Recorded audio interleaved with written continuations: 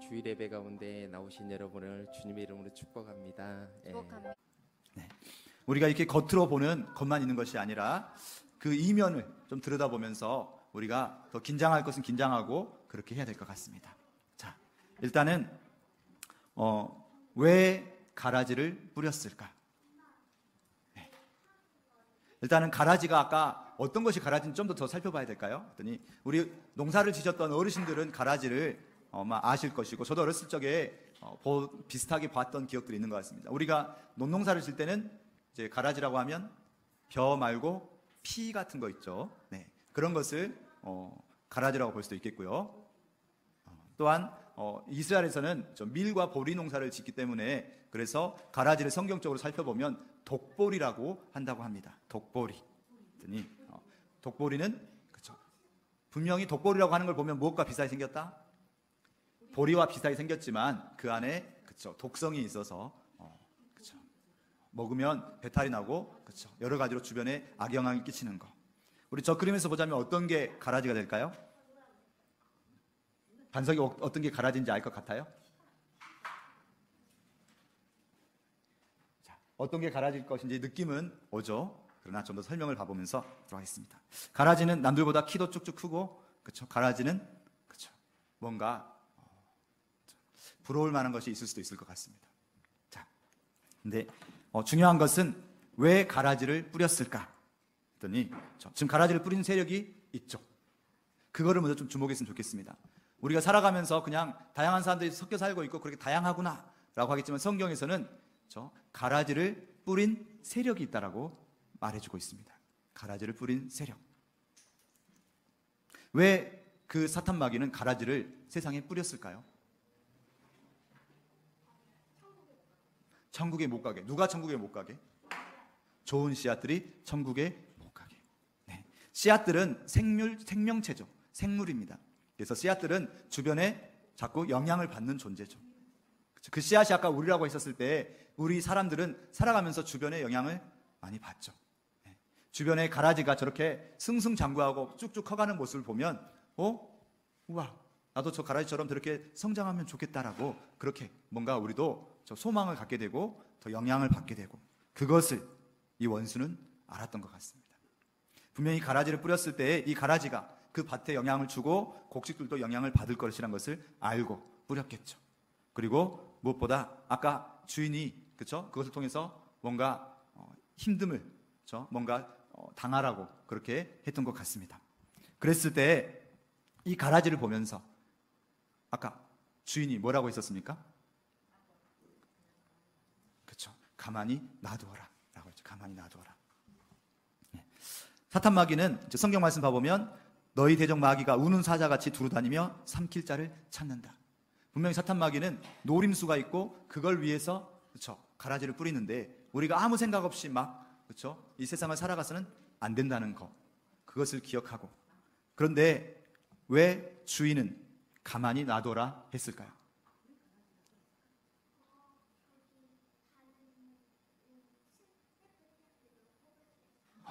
네, 방금 하음이가 그렇죠. 네, 아주 농부의 마음을, 주인의 마음을 아주 잘 이해한 것 같습니다. 네. 다른 씨앗들도 식물들도 뽑힐 수 있으니까라고 우리 하음이가 이야기했네요. 했더니 먼저 종들은 어떤 이야기를 했습니까? 저거 곡식을 닮은 가라지 아닙니까? 저거 뽑아야 되지 않나요? 우리 농사를 지신 분들은 잡초를 왜 뽑아야 하는지 잘 알고 있죠. 잡초를 안 뽑으면 어떻게 될까요? 잡초가 더 빨리 자라고, 잡초들은 더 빨리 자라고 더 그렇죠, 강성하기 때문에 옆에 있는 곡식들의 영양분을 뺏어 먹고, 그렇죠? 또 이렇게 많은 피해를 주게 되죠. 그래서 종들은 빨리 저 잡초를 뽑기를 원했습니다. 또 농부의 입장에서 봐보자면 잡초를 놔두면 사람들이 농부를 뭐라고 할까요? 어떻게 평가할 것 같습니까? 그렇죠.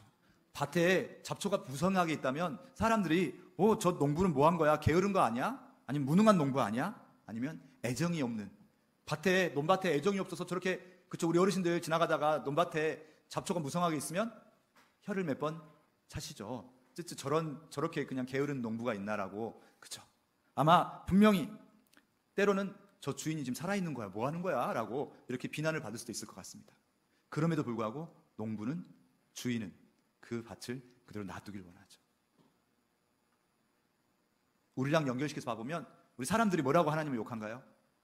가라지가 악한 사람이라고 그쵸? 이렇게 했었을 때 그런 사람들 본 적 있습니까? 아니 세상에 왜 이렇게 악한 사람들이 많아? 도대체 하나님 뭐 하시는 거야? 하나님 지금 살아계신 한 거야?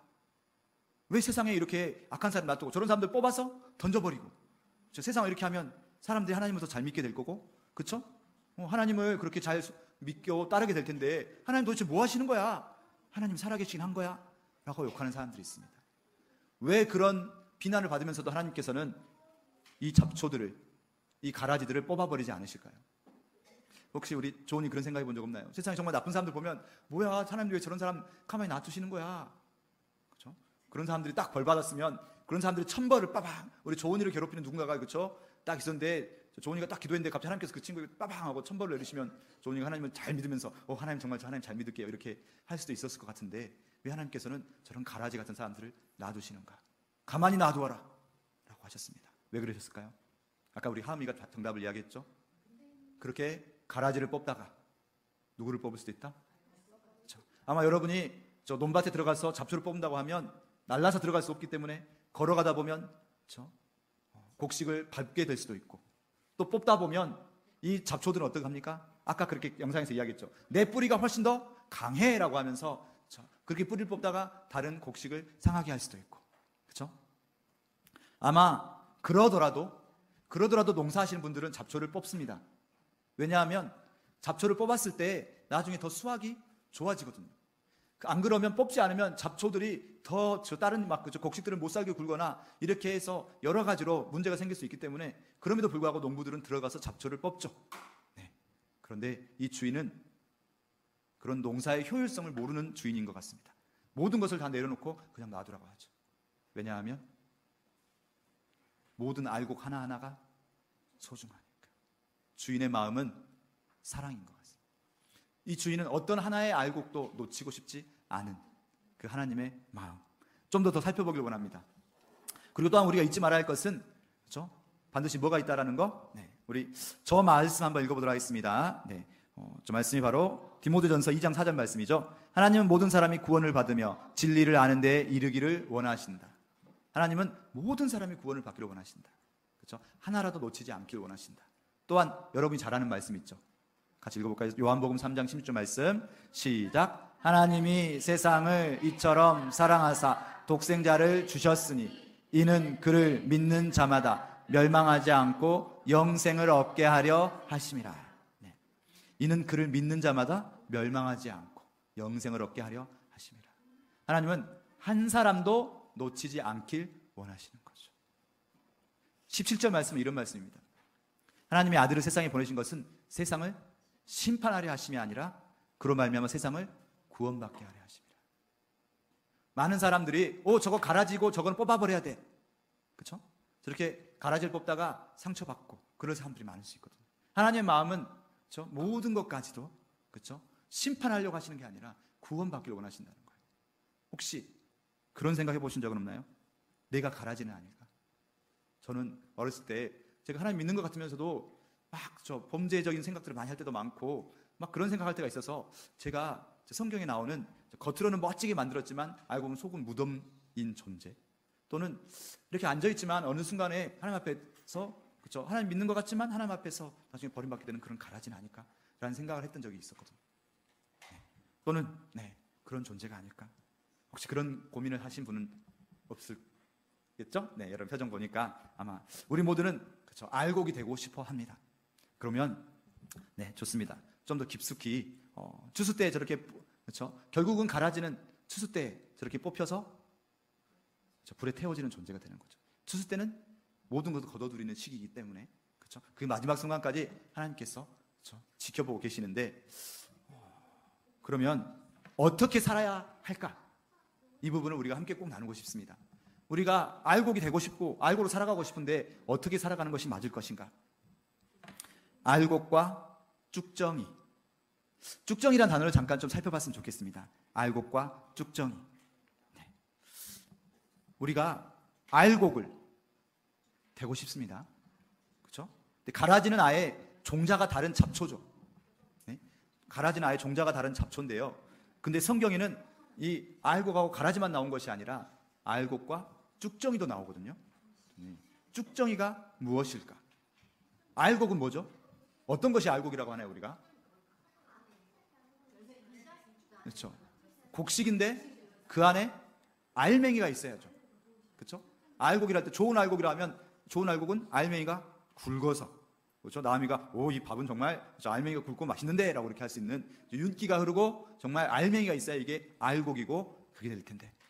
저 왼쪽 그림 봐볼까요? 저게 뭘까요?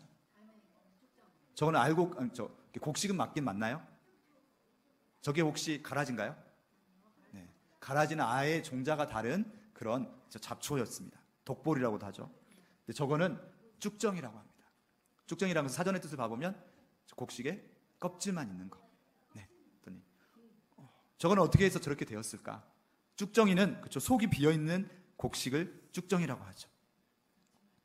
왜 쭉정이는 저렇게 쭉정이가 되었을까? 네, 참새가 먹어서 여러 가지 이유가 있을 것 같은데 성경 말씀 봐보면 손에 키를 들고 자신의 타작마당을 정하게 하사 알곡은 모아 곡간에 들이고 쭉정이는 꺼지지 않는 불에 태우시리라. 네. 지금 저 장면은 손에 키를 들고 우리 어르신들 옛날에 보면 그렇죠? 저렇게 마지막에 추수하면서 이미 가라지는 뽑아서 그렇죠? 불에 태우려고 버렸는데 곡식 중에도 봐보면 알맹이가 튼실하고 그렇게 알곡이 있고요. 같은 곡식 출신인데 껍질만 남아가지고 이렇게 바람에 이렇게 툭툭 치면 바람에 멀리 날아가는 쭉정이가 있을 수 있습니다. 그렇죠? 성경에서도 이 알곡과 쭉정이를 이야기하고 있습니다. 알곡은 알맹이가 튼실하고 그렇죠? 곡식이 가득 찬 거라면 쭉정이는 겉모습만 있는 것이 쭉정이가 되겠죠. 왜 쭉정이는 쭉정이가 되었을까요?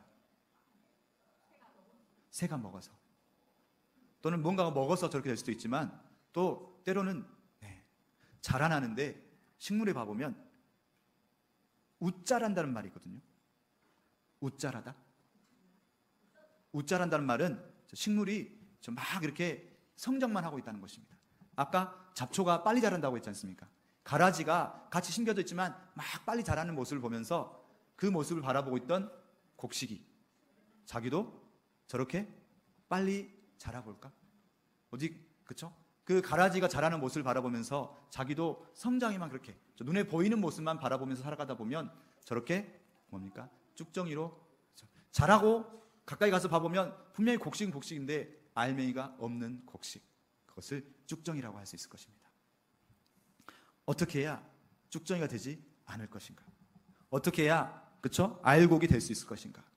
알곡이란 것은 그 안에 뭐가 있는 것이다? 진짜 알맹이, 진짜 열매. 우리가 갖고 있는 진짜 열매가 바로 무엇일 것인가? 바로 예수 생명을 가진 자가 바로 진짜 알곡이 되겠죠. 우리가 겉모습은 계속 교회 다니고 교회 나와서 평생을 내가 신앙생활을 하는 것 같지만 겉모습만 이렇게 있다 보면 정말 알맹이가 빠져버리고 말라버리면 그게 쭉정이 되는 것이 아니겠습니까? 분명히 쭉정이가 마지막까지 가지만 마지막 순간에 태워져 버린다고. 그렇죠? 우리가 교회 안에 있다고 해서 거기서 만족할 것이 아니라 내가 정말 내 안에 예수의 생명을 품고 있는가? 내가 겉모습만 이렇게 곡식의 모습으로 있는 것 같지만 그 겉모습에 내가 만족하고 있는 것이 아니라 진짜 중요한 내가 내 속에 생명을 품고 있는가? 예수의 생명을 품고 있는가를 꼭 우리가 스스로에게 물어봤으면 좋겠습니다. 내 안에 무엇이 있는가? 우리 안에 예수의 생명이 있기를 간절히 원합니다. 아멘. 자, 그러면 어떻게 해야 우리가 그 안에 예수의 생명을 품을 것인가? 우리가 어떻게 진짜 알곡이 될 수 있을 것인가? 저 그림 혹시 구분할 수 있겠습니까? 우리 지금 유년부 친구들에게 저렇게 퀴즈가 나갔었습니다. 3가지의 곡식이 있는데 저 곡식 중에서 어떤 것이 가라지고 어떤 것이 키는 일단 서로 비슷비슷한데 살짝 가려놓긴 했는데 우리 하음이 어떤 게 가라질 것 같아요? 네, 제일 큰 것이 가라질 것이다. 네, 맞습니다. 근데 큰 거 제일 쭉쭉 자라나는 큰 거. 그러면 어떤 게 제일 큰 것 같아요? 네. 했더니 제일 큰 거. 네, 했더니 자, 첫 번째 거는 뭐다? 첫 번째 거는 알곡이 크네요. 속에 있는 알맹이가 큰 거. 저거는 바로 밀이랍니다. 밀. 네. 자, 두 번째 거는 어떤 게 또 보리일까요? 네. 세 번째 것이 보리랍니다. 밀처럼 알곡이 크진 않지만 알곡이 있고 알맹이가 있죠. 가운데 있는 놈은 어떤 차이가 있습니까? 네. 자, 저거는 저 가라지인데요. 가라지는 비슷하게 뭔가 있는 것 같지만 속에 알맹이가 없이, 그쵸? 그냥 이렇게 자라나고 있습니다. 좀 더 시간이 가면 색깔이 까맣게 되면서 피라든지 가라지처럼 더 못 먹을 것으로 바뀌어가죠. 색깔이 점점 더 추수때가 되어주면 처음에는 되게 비슷하게 생겨 보이지만 점점 더, 그렇죠? 곡식들은 더 노래지고 더 먹음직스러워지고 알맹이가 더 두툼해지고 커진다면 저 가라지는, 그렇죠? 더 까매지고 여전히 속이, 그렇죠? 먹을 수 없는 튼실하지 않은 그런 것들로 남게 되는 거죠. 쭉정이는 저렇게 비슷하게 생기긴 했는데, 그렇죠? 겉에 모습은 있는데 속이 텅 비어 있는 걸 쭉정이라고 한답니다. 겉모습은 있는데, 겉모습은 분명히 알맹이처럼 생겼는데 속이 비어 있어요. 속에 열매를 맺지 않았어요. 왜 겉모습은, 그렇죠? 이제 가라지는 확실히 구분이 됐는데 왜 겉모습은 곡식의 모습을 했는데 쭉정이는, 그렇죠? 속이 비어 있게 되었을까? 그렇게 묵상 한번 해봤습니다. 저 말씀 한번 읽어볼까요? 시작. 우리가 주목하는 것은 보이는 것이 아니요 보이지 않는 것이니 보이는 것은 잠깐이요 보이지 않는 것은 영원함이라. 네. 아멘. 쭉정이는 무엇에 주목하며 살았을 것 같아요? 쭉정이는 아까 가라지처럼 보이는 부분, 키가 크는 것에 계속 관심을 갖고, 그렇게 내가 가라지처럼 내가 막 몸을 키우려고 하면 미처 열매를 맺을 새가 없습니다. 열매는 당장은 눈에 보이지 않고 키 크는 것만 막 눈에 보이지 않습니까? 그래서 쭉정이는 가라지처럼 쭉쭉 크는 것, 보이는 부분에만 관심을 가졌죠. 아직 보이지 않는 열매를 맺겠다는 소망도 갖지 않고, 열매를 맺으려면 아주 작고 보이지 않지만 계속 거기에 소망하고 신경을 쓰고 자꾸 내가 열매를 맺기 위해서 속으로 내가 그 영양분을 모아야 됩니다. 그러나 쭉정이는 그것에 관심이 없이 그냥 성장하는 데만 그렇게 쭉쭉쭉. 열매를 맺으려면 어떻게 해야 될까요? 식물이 열매를 맺으려면 자기가 스스로 막 이렇게 열매를 맺습니까? 자기 속에 있는 것은 성장하는 데 이렇게 도움되지만 열매를 맺기 위해서는 뿌리가 땅에서부터 영양분을 쭉 빨아들여서, 그렇죠? 내가 내면이 튼실해지면 그 다음에 내면이 튼실해졌을 때 열매가 맺어가는 거죠. 그렇죠? 열매가, 내가 내면이 튼실해지지 못하면 쭉쭉 자라면서 웃자란다고 하죠. 우리가 식물이 웃자라면서 열매가 튼실하지 못하고 열매가 맺어지지 못한 채로 그렇게 자라기만 한답니다. 그렇게 겉모습만 자라나면 그것이 쭉정이를 맺게 되는 거죠. 네. 저 모습 보면 어떤 게 가라지고 어떤 게, 쭉정이는 자세히 나오진 않았지만 어떤 모습인지 대충 감을 잡아갈 수 있겠죠. 우리가 눈에 보이는 부분만 바라보면서 가라지를 소망하고 그렇게 가라지를 따라가려고 할 때, 또 때로는 우리가 가라지를 싫어하죠. 가라지를 우리가 눈의 가시처럼, 그렇죠? 저 사람 저 가라지 아니야라고 가짜 신앙인 것 같아 보일 때 가라지 아니야라고 하면서 자꾸 가라지만 바라보고 있을 때, 우리의 시선이 자꾸 보이는 부분만 집중하고 있을 때 우리도 미워하면 닮아간다는 말이 있습니다. 자꾸 가라지를 묵상할 때 우리가 뭐가 비슷하게 돼가는 거예요? 가라지와 같이 비슷하게 돼가는 거예요. 우리가 자꾸 이단들이 자꾸 저 기성교회를 막 가라지라고 이야기하기도 합니다. 또 기성교회도 이단들을 자꾸 저거 잘못된 거 아니야라고 하면서 이렇게 뭔가 잘못된 것들을 자꾸 분별하려고 하면서, 잘못된 걸 분별하는 건 필요하긴 하지만 그것만 너무 묵상하면서 주인의 마음을 몰라하고, 그렇죠? 내가 가라지인가 아닌가만 자꾸 묵상하고 있을 때 우리 안에 가라지 같은 모습이 그렇게 드러나면서 그렇게 우리가 쭉정이처럼 되어가는 것은 아닌가. 정말 중요한 건 그 모든 것을 포용하셨고, 그렇죠? 마지막까지 기회를 주려고 하셨던 그 주인의 마음을 붙잡을 수 있어야 한다는 거죠. 그렇게 그 마음이 바로 어떤 마음일까요? 예수의 마음이죠. 저 곡식 봐보면 곡식은 익어갈수록 어떻게 됩니까? 고개를 숙이죠. 예수가 바로 낮은 곳으로 임하셨고 정말 작은 자까지도 사랑하시면서 그 예수의 마음을 우리가, 그렇죠? 바라봤을 때 자꾸 가라지만 바라보면서 그렇게 따라가는 것이 아니라, 가라지만 바라보면서 저것을 어떻게 공격할까, 아니면 저것을 어떻게 부러워할까, 이렇게 가라지만 묵상할 것이 아니라 우리가 예수를 닮아가면서 우리 아래 무엇의 뿌리를 받고? 식물은 땅에 깊숙이 뿌리를 받고 우리는 예수께 깊숙이 뿌리를 받고 예수의 말씀을 자꾸 묵상할 때 가라지를 묵상하는 게 아니고 세상을 묵상하는 게 아니고 그럴 때 우리는 예수처럼 진정한 알곡으로 거듭날 줄 믿습니다. 아멘.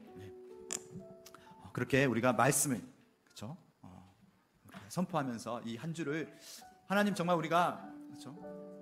우리 안에 가라지 같은 모습이 있을 수도 있고 또는 세상의 가라지 같은 사람들을 바라보면서 우리가 마음 아플 수도 있지만 그것만 너무 바라보면서 그렇죠? 하나님 어떻게 해주세요가 아니라 그 가라지까지도 놔두시고 또 우리 안에 가라지 같은 모습이 있는 것도 놔두시고 우리를 성장하기를 지켜보고 계시는 그 하나님의 마음을 우리가 더 바라보고 따라갈 수 있었으면 좋겠습니다. 우리가 우리에게 2번 선포할 수 있기를 원합니다.